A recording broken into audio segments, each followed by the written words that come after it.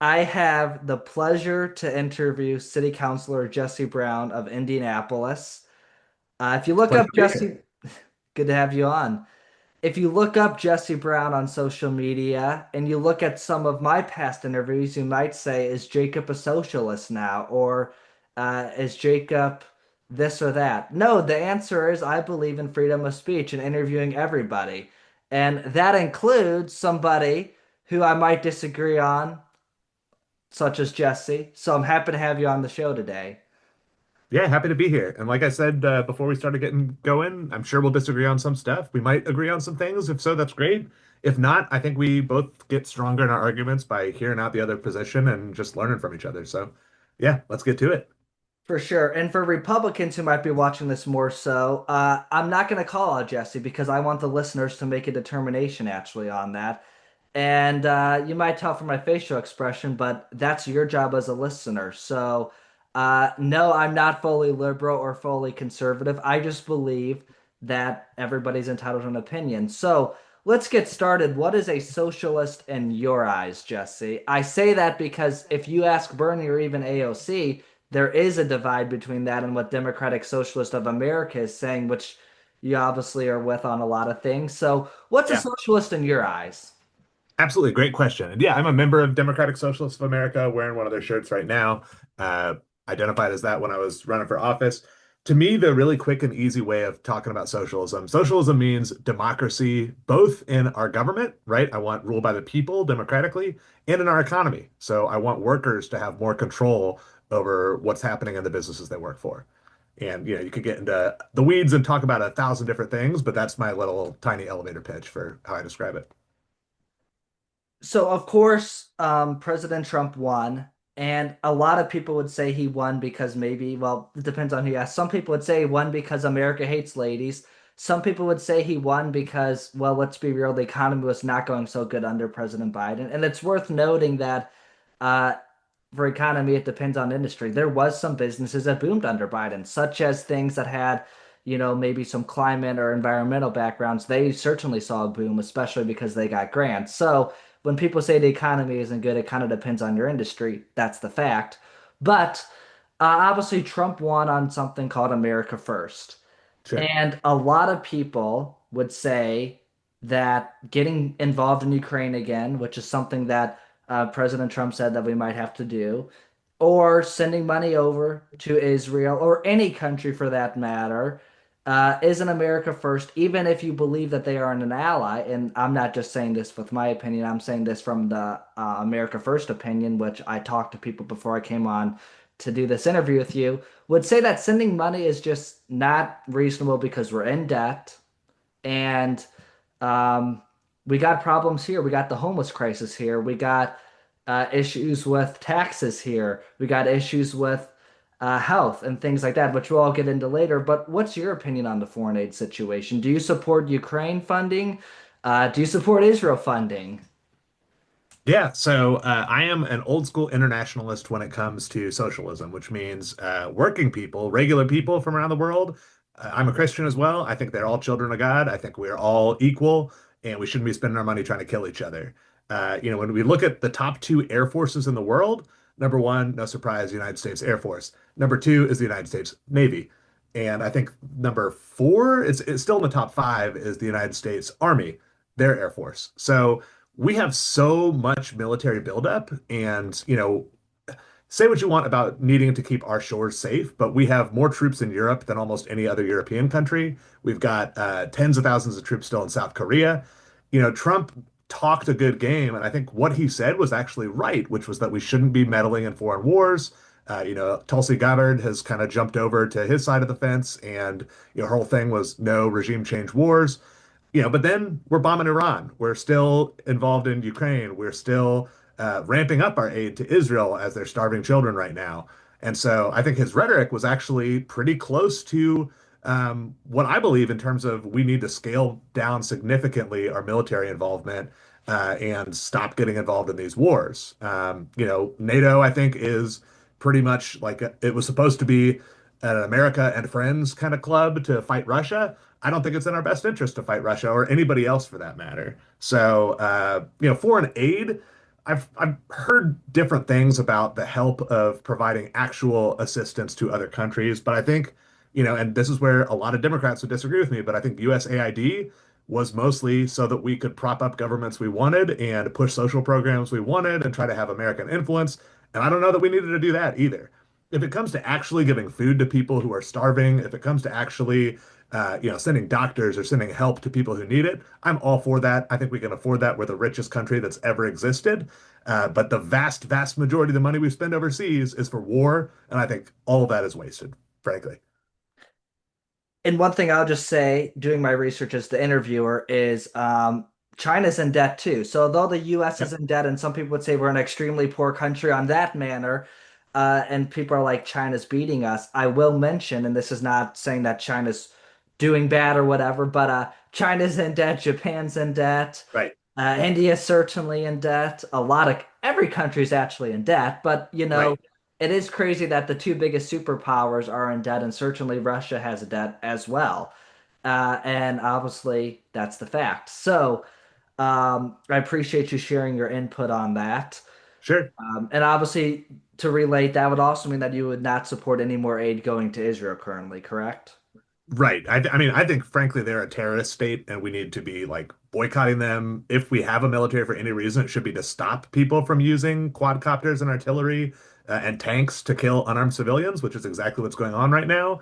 So the fact that we're not intervening on the Gaza side in that war shows that we don't need military over there at all. Definitely zero more dollars to Israel in my book. I appreciate you sharing Yeah, your and thought just on to that. briefly say, in case any of my old friends are watching this, my last company before I quit my job to be a full-time crazy socialist politician, I had a developer team. I worked in tech, and the developer team worked in Lviv, Ukraine. And so I got to talk every day to people who were like their brothers, their uncles, their fathers were fighting in the war against Russia.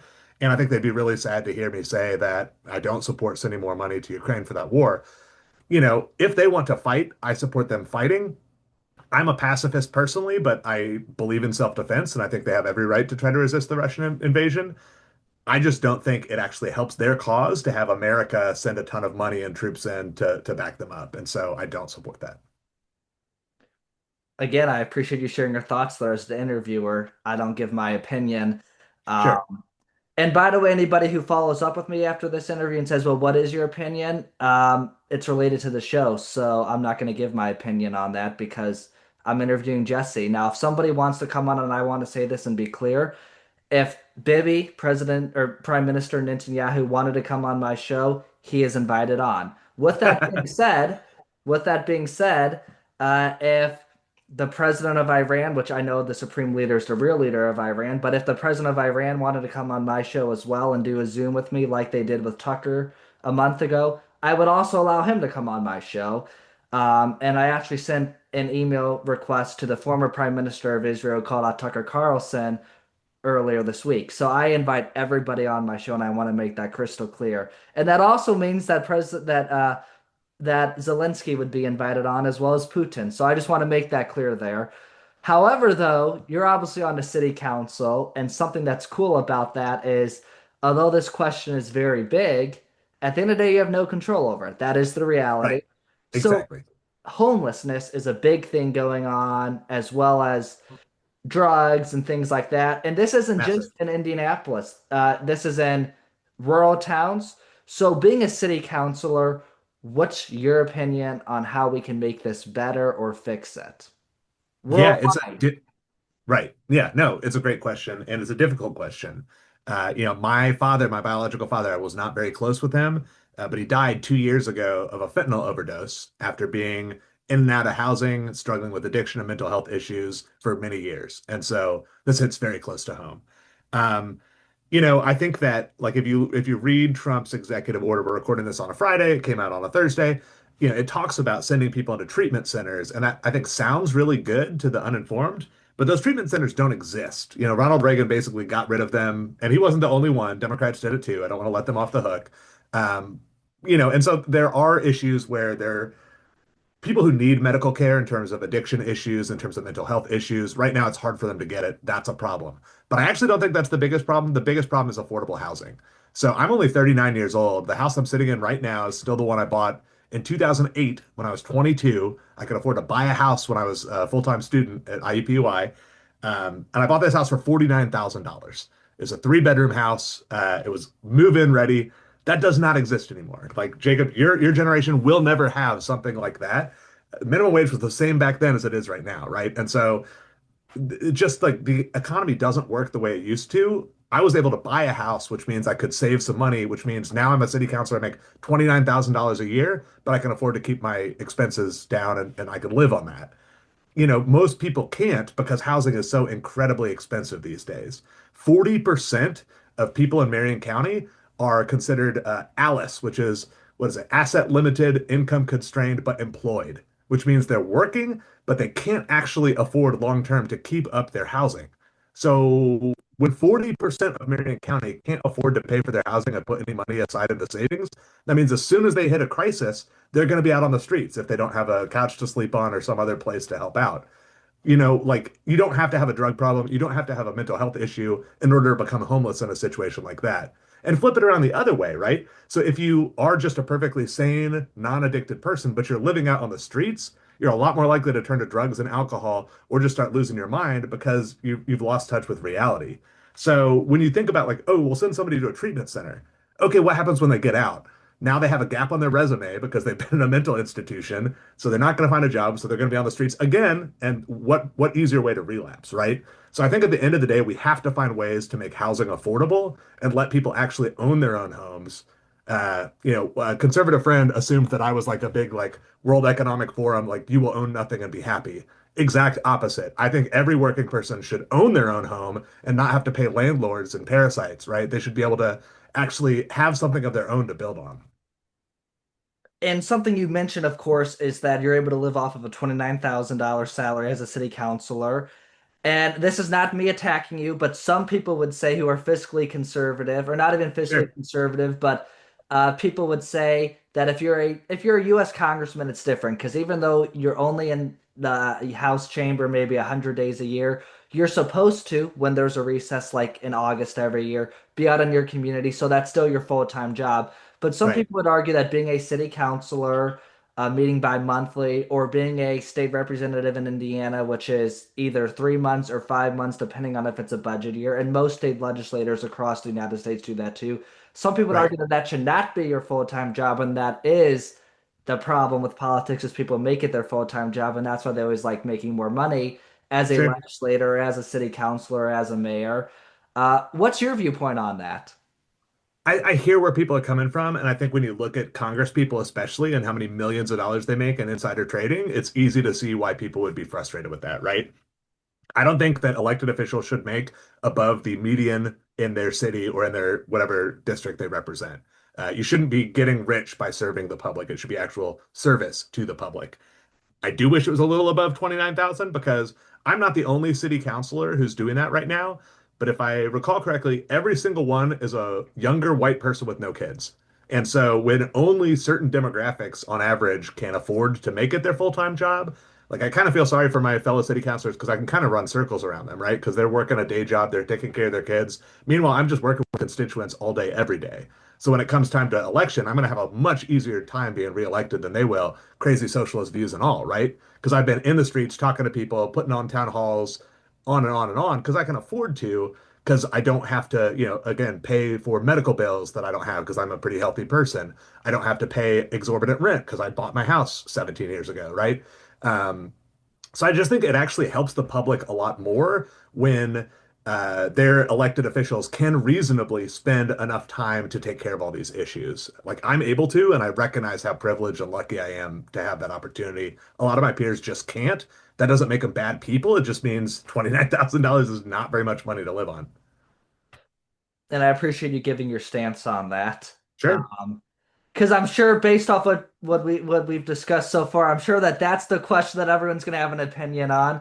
Just kidding. Like it or not, it's going to be what you said about the foreign stuff. Even though you're Right. a city councilor, which Right. I only ask you that because many people work their way up in government and one day do become a congressman. So that's why I thought I would ask you that question. And I've been open about that stance, so it wasn't unreasonable to ask me. No, no offense taken at all. And something that I find very interesting is in blue cities, and I want to be clear, in red rural counties too, Sure. people would say in a red state, a deep red state, that has a lot of poor people who, quite frankly, are Caucasian, they would say, this is proof that Republicans are horrible. Look at all these poor people in the rural counties struggling. And then when it comes to Chicago or New York City, Republicans will say, keep electing Democrats, crime's going up. What's your defense? Or not defense, but what's your opinion of that? Yeah, so there's a couple things going on here. I don't want to spend too much time arguing this point, but crime is down very significantly. It went down from 2021 to 2022, from 22 to 23, from 23 to 24, from 24 to 25. So it is going down, it's not going up.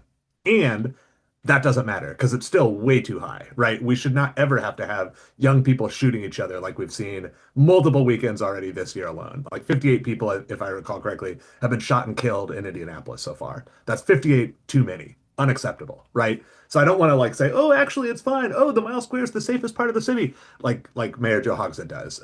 Whether it's true or not, it's irrelevant, and we need to be talking about how we can reduce the problems. I also don't want to spend too much time on this, but our Republican state house intentionally underfunds Indianapolis. Like the amount of money we get for our roads is tiny, and so we're not able to really do as much as we can with the money. Now I'm finished saying anything that might be seen as a defense of Joe Hogsett. I was the first city councilor to call for him to resign. Still want to double down on that. He's a terrible leader. We deserve better.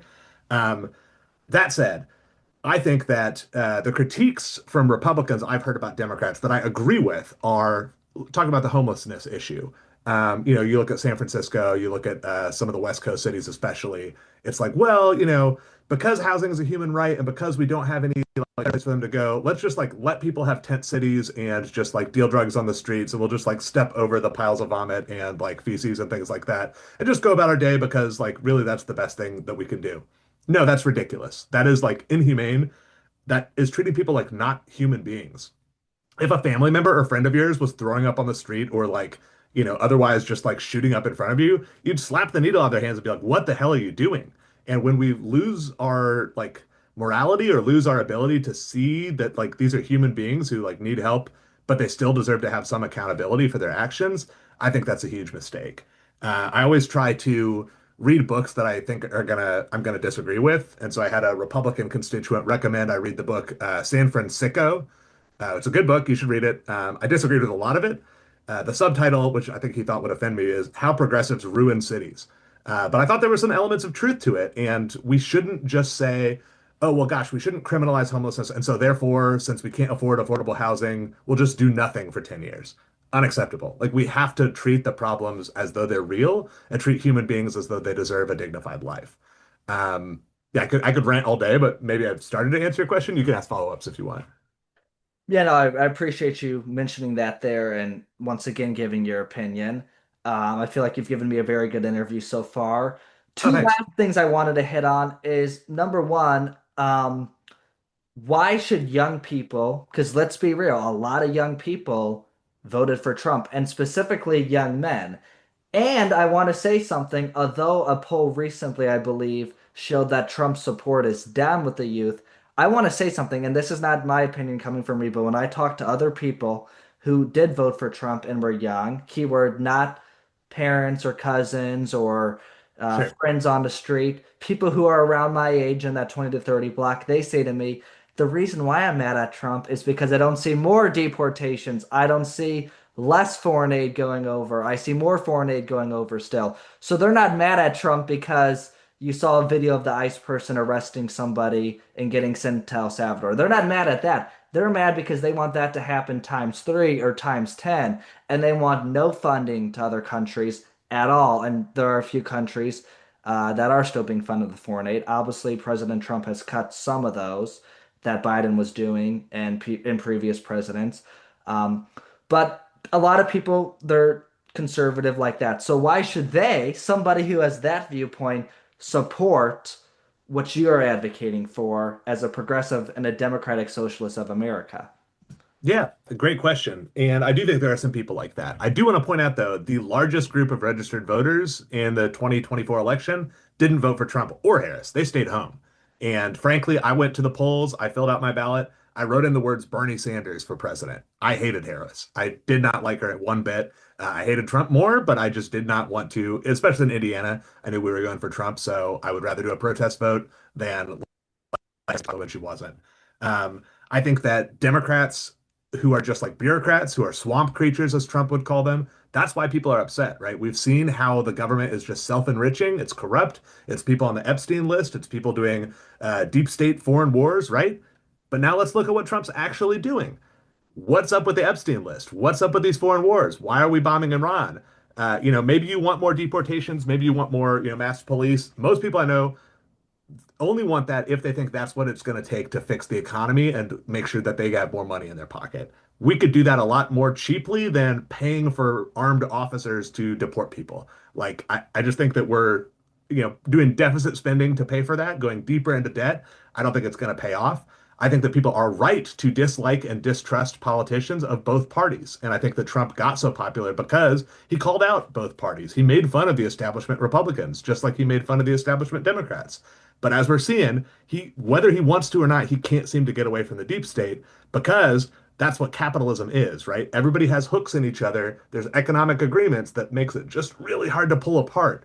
Socialism means, like Democratic Socialists of America, we don't have any donors. We're only funded by our own members, which means working class people working together to hold politicians accountable.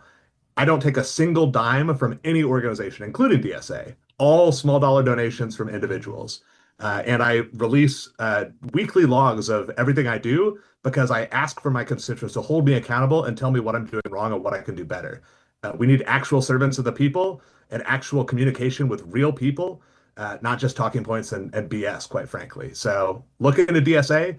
You might laugh at us at first. You might, look, you see my he, him, right? And so like pronouns, like hilarious. But just look a little bit deeper and just see maybe there's something you like there. It's not going to be for everybody, but we're always open to talk. And I think you might be more surprised by how much you would agree with. You've given me a great interview. I always Appreciate it. like to close with a fun question. It doesn't matter who I'm interviewing. By the way, I've interviewed billionaires who are on the Forbes list, so I do want to Yeah, put that out there, and I am not ashamed of it. Um, and some of them have very remarkable stories. One opened up the conversation and said, when I was your age, 19, which I'm a little bit older now, but I interviewed him about a year ago. He said to me, when I was 19, I was more worried about how many beers I could chug than thinking about anything that did with money. And the sure. guy's worth $3 billion. He bought a yacht from Steven Spielberg. Obviously, socialists wouldn't be happy with that one. But when he said that right away, it was like, I'm not even looking at you on the Zoom as a billionaire. You're just a dude who like is doing what all of us are doing. So Sure. that was a fun one. But anyways, getting back to this interview, I always like to close with a fun question. And for me, this fun question is more local and home, which is, what was it like seeing the Pacers almost win a national title this year? Man, so I'm not the biggest sports fan. I'll put that out of the way. So, don't call me stealing valor or whatever. But it's awesome, right? It's just really cool. The energy is electric in Indianapolis whenever this happens. And yeah, I was like in eighth grade in 2000 when the last time this happened. I remember just watching Reggie Miller and just like looking, and it was almost the exact same arc, right? We came so close. And yeah, just people I know, even people who weren't into sports, were just glued to their TV screens. Buildings were all lit up in blue and gold. Um, you know, thousands of people downtown, and not for reasons of shooting each other, but instead just for like people just being pumped up and excited. It was easy to just talk to strangers on the streets. It was really cool, I gotta say, even as like a non-sports fan. Yes, sirs, that's all I can say. Amazing. Well, Jesse, thank you so much for coming on the show today. I It's a certainly agree blast. with you on that one. So I'm going to put that publicly out there. I agree with you about the Pacers 120%. And I'm not the Breaking biggest news. sports fan either. So Right on. yes, Jacob Ewer agrees with Jesse Brown. Pacers are an amazing team. You got that correctly. I hope they're right Love there. it. So thank you so much for coming on. It's been a pleasure. Yeah, thanks for what you're doing. It's been really impressive. I watched like 10 of your interviews before I agreed to come on, and yeah, you're doing great work. It's amazing at such a young age. Keep it up, sincerely.